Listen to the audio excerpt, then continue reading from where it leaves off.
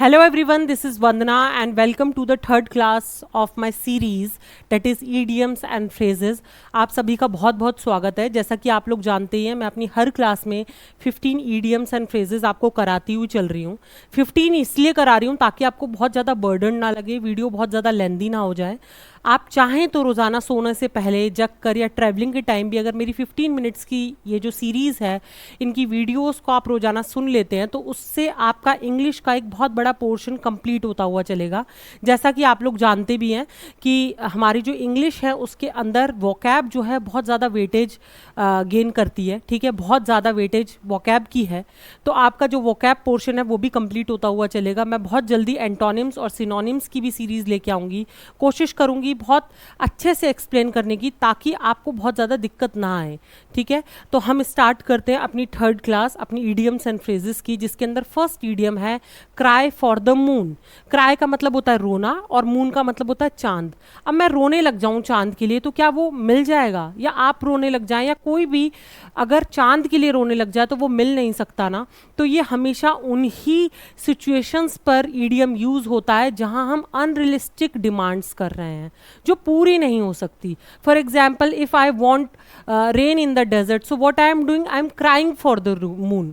मैं चांद के लिए रो रही हूँ जब मैं कुछ भी ऐसी डिमांड कर रही हूँ जो बहुत अनरियलिस्टिक है, जो पूरी नहीं हो सकती है। तो जब भी कोई बच्चा करता है ऐसी डिमांड, फॉर एग्जाम्पल कोई बच्चा अपने पेरेंट्स से आसमान की तरफ देख के स्टार्स मांग रहा है, सन मांग रहा है, क्योंकि उसको तो पता नहीं है कि ये क्या चीज़ें हैं, ठीक है, तो वो क्या कर रहा है, crying for the moon. Okay, तो इसका एक्सप्लेनेशन क्या है, to ask for something that is impossible to get और अनरियलिस्टिक टू एक्सपेक्ट। अनरियलिस्टिक है एक्सपेक्ट करना भी, मतलब आप एक्सपेक्ट भी नहीं कर सकते कि वो पूरी हो जाए, आप कोशिश भी नहीं कर सकते, ठीक है ना। तो किसी भी ऐसी चीज़ की डिज़ायर करना, डिमांड करना जो पूरी नहीं हो सकती, उसका मतलब होता है, उसमें हम इस ईडियम को यूज़ करते हैं उन सिचुएशंस में, that is cry for the moon. उसके बाद नेक्स्ट है कट द क्रैप।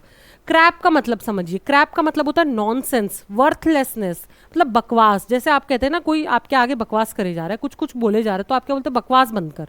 तो उसको ही जैसे बकवास बंद कर बोलते हैं ना, उसी को ही इंग्लिश में बोलते हैं कट द क्रैप यार, ठीक है, अब मत बकवास करो, इसको बोलते हैं, ठीक है। क्रैप का मतलब है नॉनसेंस, बकवास बातें जिनका कोई सर और पैर नहीं है, बेतुकी बातें। That is stop saying nonsense and get to the point. बकवास बंद करो और अपने पॉइंट पर आइए, ठीक है। तो जब कोई बेवकूफ़ों वाली बात कर रहा है, बेतुकी बातें कर रहा है, तो हम क्या बोलते हैं, कट द क्रैप। आप क्रैप का मीनिंग याद कर लीजिए, उसी से ही जब भी एग्जाम में अगर आता है तो आपको समझ में आ जाएगा कि ये ईडियम जो है वो क्या बोल रहा है। क्रैप का मतलब नॉनसेंस होता है, ठीक है। उसके बाद snake in the grass. Snake in the grass मतलब सांप घास में है। अब आप समझ सकते हैं, अगर सांप जो है घास में है, आपने पैर रखा उसके पास, वो आपको डस लेगा।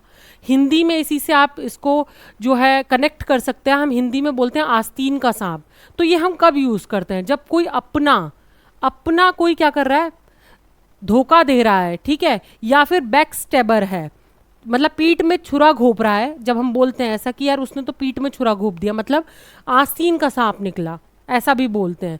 मतलब कि snake in the grass English में बोलते हैं जब आपका कोई फ्रेंड एक्चुअल में एनिमी है। A person who pretends to be your friend but is secretly your enemy. A hidden back stabber, जो पीठ में छुरा घोपते हैं उन्हें क्या बोलते हैं, बैक स्टेबर करना बोलते हैं, ठीक है। एक ऐसा इंसान जो आपका फ्रेंड दिख रहा है लेकिन वो एक्चुअली सीक्रेटली आपका एनिमी है, तो उसे बोलेंगे अ स्नेक इन द ग्रास, ठीक है। उसके बाद है a bad work man blames his tools. आपने हिंदी में समझा होगा, हम बोलते हैं नाच न जाने आंगन टेढ़ा। डांस करना आता नहीं है, नाचना आता नहीं है, उसको बोल देते हो आंगन टेढ़ा है, इसीलिए हमें डांस करना नहीं आता। जब किसी इंसान को अपनी ही स्किल्स पर काम नहीं करना आता, अपने ही टूल्स को अच्छे से यूटिलाइज नहीं करना आता, अपने ही फील्ड में वो खराब है, जिस काम को वो परफॉर्म कर रहा है वो उसे आ नहीं रहा है लेकिन एक्सक्यूजेस दे रहा है, तो हम क्या बोलते हैं, अ बैड वर्कमैन। बैड है ना, बुरा है, पुअर है अपने काम में। वर्कमैन ब्लेम्स हिज टूल्स, वो अपने ही टूल्स में, पाने में ही कमी निकाल रहा है कि यही खराब है, ऐसा नहीं है कि मुझे काम नहीं आता। When someone blames a failure और mistake on the things he used to work on, अपने फेलियर और मिस्टेक्स को दूसरी चीज़ों पर, जिन चीज़ों के साथ वो काम कर रहा है उन पर डाल दिया। यार ऑफिस ही बेकार है, काम कैसे करूं, यार एसी नहीं चलता, काम कैसे करूं। तो उसका क्या मतलब है कि वो क्या कर रहा है, काम करना आता नहीं है और दूसरी चीज़ों पर ब्लेम कर रहा है, ठीक है। Cry over spilt milk. Spilt का मतलब होता है छलकना, मतलब कोई भी लिक्विड चीज जब गिरती है तो उसे हम क्या कहते हैं, स्पिल्ट बोलते हैं, ठीक है, छलकना, गिरना, ठीक है, कोई भी लिक्विड तरल पदार्थ जब भी गिरता है तो बोलते हैं। अब हम रो रहे हैं क्योंकि दूध फैल गया है, अब तो दूध फैल गया, ठीक है, तो आप हिंदी में इसको थोड़ा सा कनेक्ट करने की कोशिश कीजिए कि किसके साथ होता है क्राई ओवर स्पिल्ट मिल्क, मतलब अब पश्चात होत क्या, जब चिड़िया चुग गई खेत। आपने सुना होगा जब आप कभी फेल हो गए, आप नहीं हुए लेकिन कभी कोई फेल हो जाता है या कुछ ऐसा हो जाता है जो वो चाह नहीं रहा था, तो हमारे पेरेंट्स बोलते हैं कि अब क्या रोने से होगा, अब तो जो होना था वो हो गया। तो इंग्लिश में क्या बोलते हैं, क्राई ओवर स्पिल्ट मिल्क, जो दूध जो फैलना था वो फैल गया, उस पर पछताने से क्या होगा। टू बी अपसेट और रिग्रेटफुल, रिग्रेट का मतलब होता है दुखी होना, दर्द होना, दुख प्रकट करना, ठीक है, रिग्रेट होना, दुखी हो जाना। टू बी अपसेट और regretful about something that has already happened and can not be changed, जो हो नहीं सकता। चिड़िया जो खेत है वो चुग चुकी है, अब तो आप दूसरी बार ही खेती कर सकते हैं, अभी के अभी तो सिचुएशन नहीं संभाली जा सकती, ठीक है, तब बोलते हैं क्राई ओवर स्पिल्ट मिल्क, ठीक है। उसके बाद नेक्स्ट है to be a turncoat. Turncoat का यहाँ मतलब होता है मोड़, मुड़ जाना, मोड़ मोड़ पर, ठीक है, मतलब कि किसी चीज का अचानक से मुड़ जाना, ठीक है, या बार बार मुड़ना। अब इसको हिंदी में क्या होता होगा, गिरगिट की तरह रंग बदलना। जो चीज ऐसी है कि गिरगिट की तरह रंग बदलना हम कब बोलते हैं कि यार तू कभी इस पाले में हो जाता, कभी तू उस पाले में हो जाता, कभी तू इस पाले में हो जाता, कभी तू उस पाले में हो जाता। आपने पॉलिटिक्स के अंदर बहुत बार देखा होगा कि एक पर्टिकुलर एक मंत्री है, वो कभी इधर कभी उधर, कभी इधर कभी उधर, ऐसे बहुत सारे पॉलिटिशियंस हैं, ठीक है।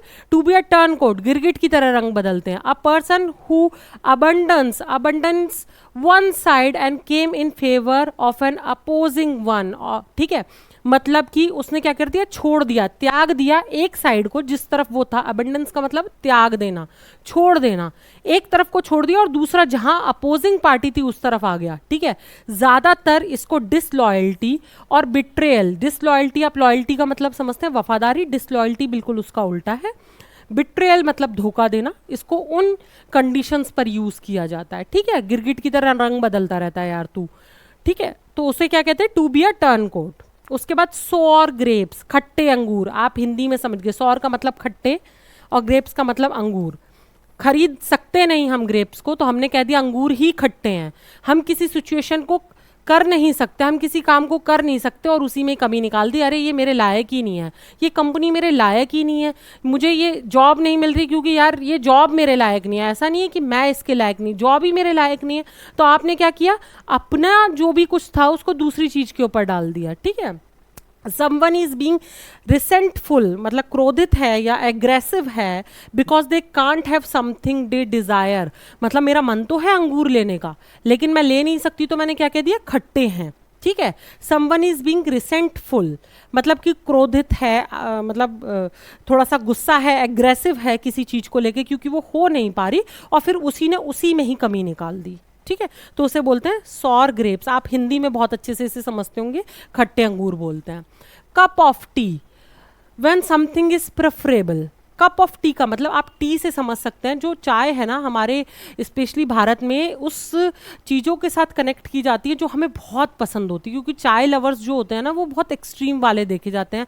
आपको अपने पास एक दो चाय लवर ज़रूर मिलेंगे। तो चाय भी ना हर किसी की अपनी तरीके की प्रेफरेंस है। चाय ऐसा नहीं है, एक बेसिक चीज़ है, किसी को चीनी ज़्यादा चाहिए, किसी को चीनी कम चाहिए, किसी को पत्ती तेज चाहिए, किसी को कम चाहिए, किसी को दूध वाली चाय पसंद है, किसी को पानी वाली चाय ज़्यादा पसंद होती है।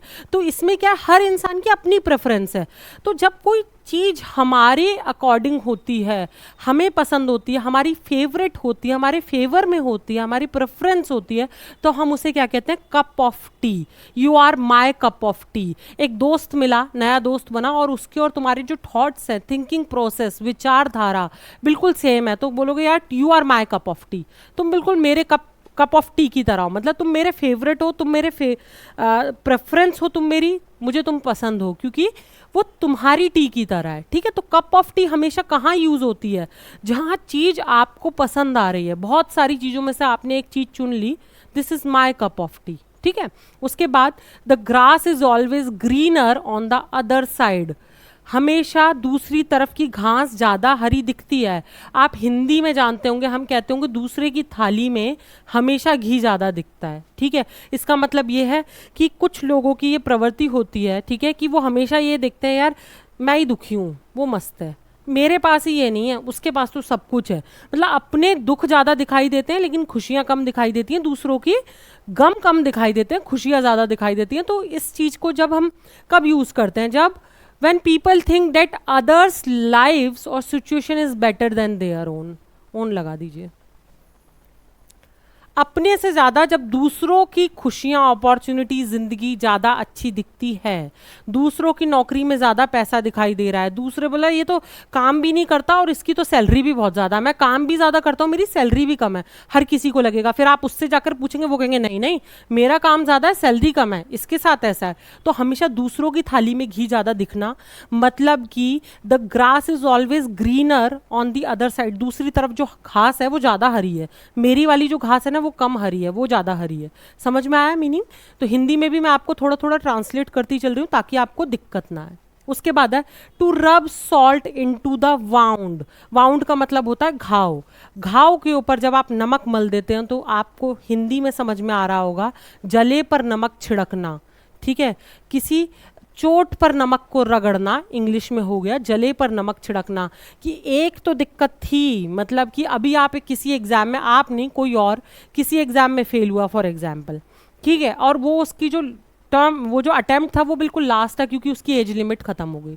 अब आपका दोस्त आया या उसका दोस्त आया, उसने बोला अरे यार मैंने तो सुना है तू फेल तो हुआ ही, लेकिन मैंने सुना है ये तेरा लास्ट अटेम्प्ट था। अब उसको और ज़्यादा दुख हुआ, बोला यार मैं तो पहले ही दुखी था, मैं फेल हो चुका हूँ और ये बोलने के लिए आ गया है। तो क्या, जले पर नमक छिड़कना। ठीक है, मतलब कि to rub salt into the wound, to make something that is already bad even worse. ठीक है, कोई चीज़ बेकार तो है ही, कोई और आया या खुद ने ही उसको और वर्स बना दिया। मोस्टली ये दूसरे लोग करते हैं। ठीक है, तो सिचुएशन या पर्सन कुछ भी हो सकती है जिसको क्या करा हमने, जले पर नमक छिड़ा दिया या फिर रब कर दिया सॉल्ट को वाउंड के ऊपर। ठीक है, उसके बाद नेक्स्ट है put your heart and soul into something.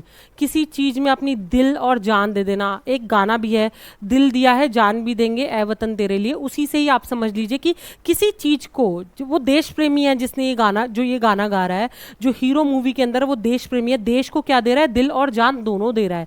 तो जब आप किसी चीज़ के लिए बहुत ज़्यादा डेडिकेटेड होते हैं तो आप अपना क्या दे रहे हैं, दिल भी दे रहे हैं, और जान की जगह यहाँ सोल लिखा हुआ, अपनी आत्मा, दिल और आत्मा दोनों निकाल के जब किसी चीज़ को दे दी तो तभी तो देंगे जब आप किसी चीज़ को बहुत प्यार करते हैं, किसी जॉब को प्यार करते हैं, किसी पर्सन को प्यार करते हैं, किसी सिचुएशन को, किसी चीज़ को बहुत प्यार करते हैं, या किसी प्लान को आप अचीव करना चाह रहे हैं, किसी बिजनेस को आप अपना दिलो जान दे रहे हैं, तब हम यूज़ करते हैं क्या, put your heart and soul into something, dedicate yourself completely into a task, putting a lot of efforts। बहुत ज़्यादा जब आप efforts लगा रहे हैं, बहुत ज़्यादा किसी टास्क में अपने आप को समर्पित कर देते हैं, तब हम बोलते हैं put your heart and soul into the something, into something। It's raining cats and dogs, कुत्ते बिल्ली की तरह बारिश हो रही है। ठीक है, अब हम कभी हिंदी में नहीं बोलते कुत्ते बिल्ली की तरह, हम हिंदी में बोलते हैं मूसलाधार बारिश हो रही है।